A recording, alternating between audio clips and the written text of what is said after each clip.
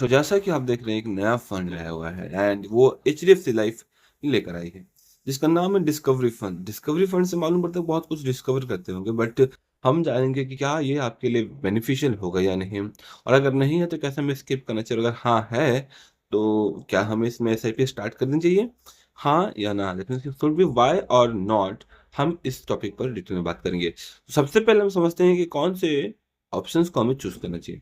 ये जो पहला आप देख रहे हैं इस पर आपको रिटर्न्स कम देखने को मिलेगा। अगर आप लिटरली ग्रोथ चाहते हैं तो आपको थोड़ा नीचे आना चाहिए, जो कि पूरा मार्केट वाले रिटर्न्स में आएगा, आपको देखने को मिलेगा 23.1% का रिटर्न रहेगा। आप पहले नए हो या पुराने हो, नॉट मैटर्स, राइट। तो सिंपली आप यहाँ पर आ जाएंगे।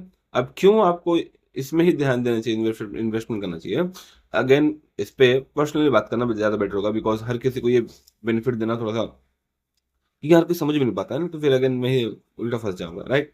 अब हम समझते हैं आखिर इस फंड के बारे में। तो यहाँ पर इस फंड को यूज करके अगर आप अपनी एसआईपी स्टार्ट करते हैं और महीने के 10,000 रुपये डाल रहे हैं फॉर द नेक्स्ट 10 ईयर्स तक, तो ये 20 ईयर्स में आपको 2.08 सीआर का ग्रोथ दे पा रहा है।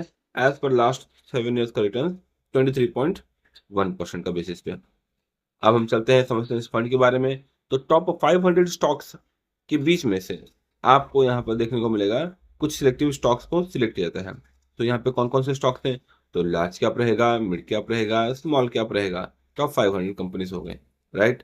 अब क्या देखा जाएगा, जो टॉप लीडर्स हैं अक्रॉस 21 सेक्टर्स जैसे उसमें पिक किया जाता है, एंड प्लेयर्स जो कि high markets and shares recover कर पाते हैं उनको पिक किया जाता है। एंड आउटस्टैंडिंग ग्रोथ होना चाहिए, प्रूवन एंड ट्रस्टेड उनकी पोर्टफोलियोज होनी चाहिए, तब जाकर जो कि उन्हें सिलेक्ट किया जाता है। इन्वेस्ट इन लीडर्स, अच्छा, जो टॉप परफॉर्मिंग कंपनीज होती हैं उनमें ही। चलो अच्छी बात है। तो यहाँ पर और क्या हमें देखने को मिल जाता है, एक्टिवली मैनेज होता है ये, क्योंकि डेडिकेटेड एक्चुअली एक फंड है, ठीक है।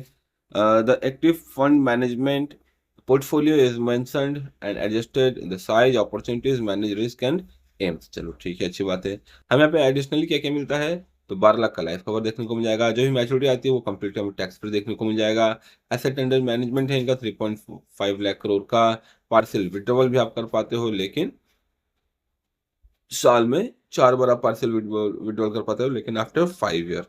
अब क्या यहाँ पर हमें और देखने को मिलता है, तो किसी प्रकार कोई भी चार्जेस नहीं, यहाँ पर नो एलोकेशन चार्जेस है, बहुत अच्छी बात है।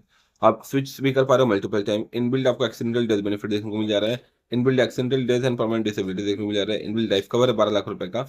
और पार्शियल विड्रॉल्स, जैसे कि आपको ऑलरेडी बता रखा है, वही चीज़ हमें देखने को मिल रहा है अगेन। सो यहाँ पर ये आपको देखने को मिल जाएगा कि last 5 years, 1 year and 10 year का तो अब हटा ही दिया इन्होंने, क्योंकि 10 ईयर्स में आजकल फंड्स कुछ खास रिटर्न 10 ईयर्स में दिखा नहीं पा रही है, क्योंकि मार्केट गिरा हुआ है। तो यहाँ पर अगर हम देखें तो बहुत सारे फंड्स इनके ऑलरेडी हैं यहाँ पर। और जब हम जाते हैं where is a 10 year 510 RSI, ये बेटर होता है देखने के लिए। तो 5 साल में, 10 साल में, और रिटर्न सेंसेप्शन क्या दे रखा है वो बेटर होता है देखने में। तो यहाँ पर अगर आप देखें तो एक्चुअली जो फंड का नाम है डिस्कवरी फंड नहीं है, उस फंड का नाम है India sector leader fund opportunity fund. Returns की जब आप बात करते हैं तो उन्होंने रिटर्न्स का सपोर्ट दिया है, वो दिया है डिस्कवरी फंड का। बट जो India sector leaders opportunity fund है, फंड एक्चुअली ये वाली फंड लॉन्च हुई है। Got your point. रिटर्न्स के बेसिस पे जो रिटर्न्स आपको दिखा रहे हैं कि किस बेसिस पे हमें रिटर्न्स मिल रहा है और आपको मिलने वाला है, तो वो है डिस्कवरी फंड। सो जब से ये फंड आया है तब से लेकर अब तक 20% का CAGR दे रखा है। पिछले 5 साल में 17.4% का CAGR दे रखा है। अब अगर आप इंडस्ट्री में नए हैं, इन्वेस्टमेंट करने के लिए आए हुए हैं पहली बार एसआईपी करने के लिए, तो ये क्या है और एसआईपी जो होती है वो क्या होती है। सो एसआईपी सिंपली एक प्रोसेस है सिस्टमेटिक इन्वेस्टमेंट प्लान करने का। अब उस एसआईपी आप म्यूचुअल फंड में करते हैं या यूलिप में करते हैं, वो आपके ऊपर है। तो यूलिप में क्या होता है, यूलिप में आपको मैच्योरिटी टैक्स फ्री देखने को मिल जाती है, लेकिन 5 साल की लॉक इन पीरियड रहती है। साथ ही साथ यहाँ पर आपको लाइफ कवर वगैरह देखने को मिल जाता है। सो जो आप एचडीएफसी लाइफ का देख रहे हैं इसको यूलिप बोला जाता है। और जो आप म्यूचुअल फंड करते हैं तो म्यूचुअल फंड में कोई लाइफ कवर नहीं होता है, मैच्योरिटी टैक्स फ्री नहीं रहती है, लेकिन कुछ उसके अदर बेनिफिट्स भी हैं, जैसे कि आप कंप्लीटली फ्लेक्सिबल रहता है, आप 5 साल के बाद जो है कि निकाल पाते हो।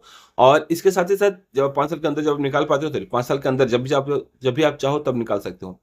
जब आपको कंप्लीट फ्लेक्सिबिलिटी मिल जाती है, तो जब भी आपको मार्केट डाउनफॉल देखने को मिलता है या फिर जब भी आपको छोटी सी भी इमरजेंसी नीड्स होती है, आप क्विकली उसे सेल करके अपने पैसे को लिक्विडेट कर लेते हो, जो कि बिल्कुल भी अच्छी बात नहीं है। अगर आप लॉन्ग टर्म के लिए प्लान कर रहे हैं, मैनेज कर रहे हैं, फील करें कि आपको लॉन्ग टर्म में चाहिए, तो उसे लॉन्ग टर्म के लिए ही रहने के लिए देना चाहिए। ताकि आप अच्छा खासा पैसा देख पाएँ। अब इस बीच में आपको एक और इम्पोर्टेंट पॉइंट बताना चाहूँगा। आप आप जब डायरेक्टली इस प्लेटफ़ॉर्म पे आते होंगे गूगल में सर्च करके, अपना फ़ोन नंबर डाल करके, तो वहाँ पर जो है कि आपको एक व्यक्ति फ़ोन करते होंगे रैंडमली एंड वहाँ पर जो भी आपसे बात करते हैं, वो 90% चांसेस ये है कि वो आपको पुश करेंगे इस ऑप्शन के लिए, right? Go with that and I think आपको कन्विंस भी करना है कि आपको इसके साथ ही क्यों जाना चाहिए। अब मैं आपको एक टास्क देता हूँ और मैं आपको बताना चाहूँगा कि अगर आप मार्केट में डाल रहे हैं पैसा, अगर आप इन्वेस्टमेंट करने के लिए आए हुए हैं, तो आपकी एज क्या है? आप पहले अपना एज कंसीडर कर लें। अगर आपको लगता है कि आप बिलो 45 हैं, तो आप एक अलग कैटेगरी में जाते हैं। अगर आप अबव 45 हैं, तो सर आप अलग कैटेगरी में जाते हैं। आपके लिए कौन-सी इन्वेस्टमेंट्स बेटर होगी, वो यहाँ पर कोई जल्दी बता नहीं पाएगा। और दूसरी चीज़ जैसे ही आप इनके इस प्लेटफ़ॉर्म के थ्रू से करते हो देखिए जो व्यक्ति है वो भी एक सेल्स पर्सन है, so they may get some commissions and commissions की बात अगर बात करें तो जहाँ जिसको ज़्यादा कमीशन मिलता है वो उसी बात करेंगे, उसी उसी हिसाब से बात करेंगे, राइट? मैं आपको एक बेस्ट सॉल्यूशन देता हूँ। वीडियो के डिस्क्रिप्शन में मैंने अपना व्हाट्सएप लिंक दे रखा है और साथ ही साथ मैंने आपको मैसेंजर का एंड इंस्टाग्राम एंड टेलीग्राम सारे लिंक मैंने दे रखे हैं। जिस भी प्लेटफ़ॉर्म पे आप कंफर्टेबल हैं, आप मुझे directly one to one connect कर सकते हैं। मुझे ही नहीं, मेरी जो टीम होगी, वो आपको हेल्प कर देगी टू फिगरिंग आउट कि कौन-सा आपके लिए बेस्ट होगा, आपकी ऐज के बेसिस पर और कितने रुपए की एसआईपी आपके लिए बेस्ट होगी। क्योंकि बहुत सारे लोगों को क कभी-कभी लगता है कि मुझे 10 साल तक देना चाहिए, 20 साल तक देना चाहिए, है ना? तो मुझे जो है कि ज़्यादा पैसा बनकर आएगा। लेकिन मैं आपको दिखाऊँगा कि ऐसा ज़रूरी नहीं है कि आप 10 साल, 20 साल, 30 साल तक पैसा आप देते रहें। Let me show you one more thing. जब आप रिटर्न्स की बात करें, है ना? तो शॉर्ट टर्म में आप पैसा देकर जितना बना पाते हो, उससे भी ज़्यादा आप कम टाइम में पैसा देकर ज़्यादा बना पाते हो। सो 10,000 अगर आपने दिया 10 साल के लिए और 20 साल में आपने निकाला और हमारा रिटर्न्स रहा मान के चलते हैं 20%, ठीक है? कितना बना पैसा हमारा? पैसा हमारा बन गया 2.13 करोड़ बट वो 12 लाख हमने डाला। अब इसी पैसे को अगर हम सिर्फ 5 साल डालते हैं, है ना?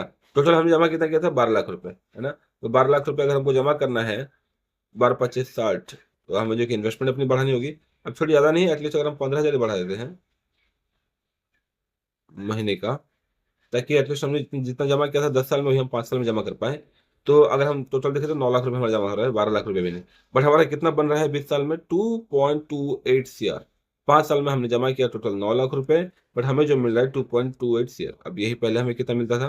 फैक्टर। कंपाउंडिंग फैक्टर को भी थोड़ा डिटेल में समझने के लिए हमें थोड़ा-सा गणित लगाना होगा।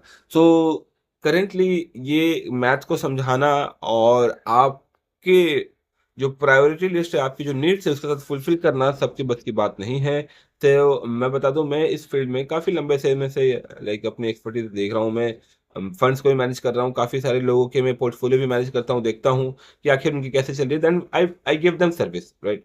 मैं आपको उनको सर्विस प्रोवाइड करता हूँ फ्री ऑफ कॉस्ट में। सो काफ़ी इंटरेस्टिंग होता है उनके लिए क्योंकि अब तक वो अपने एलआईसीज़ एंड अदर जो फंड्स होते हैं, उनको लगता है कि उनका पैसा बहुत अच्छा ग्रो कर रहा है, बट जब प्रैक्टिकली हमने कैलकुलेट किया बैठ करके, तो मालूम पड़ता है कि साल के 7-8% ही ग्रो कर रहा होता है। उनको जब 3-4 साल में भी या फिर 5 साल में भी जब उनको सिर्फ 60% का रिटर्न्स देखने को मिल जाता है, उनको लगता है कि भैया मेरा पैसा डेढ़ गुना हो गया, राइट? बट अगर देखा जाए तो उसका रिटर्न्स क्या है, राइट? 7-8 साल में अगर आप देखें तो उसका सीएजीआर काफ़ी कम रहता है। 6%, 7%, 8% के आसपास। बट जब कि उनकी जो अपॉर्च्युनिटी कॉस्ट थी वो बहुत ही हाई थी। Because of wrong selection, because of wrong guidance काफ़ी सारे लोग पैसा अपना लूज़ भी करते रहते हैं। सो आई विल सजेस्ट यू कि आप हमसे कनेक्ट करें, जहाँ से आपको क्लैरिटी मिलेगी। सो व्हाट्सएप के डिस्क्रिप्शन में मैंने सारा आपको लिंक दे रखा है। We can discuss on that one to one. So that's all. I hope कि आपको ये वीडियो यूज़फुल लगी होगी। मिलते हैं अगली वीडियोज़ में, तब तक के लिए जय हिंद।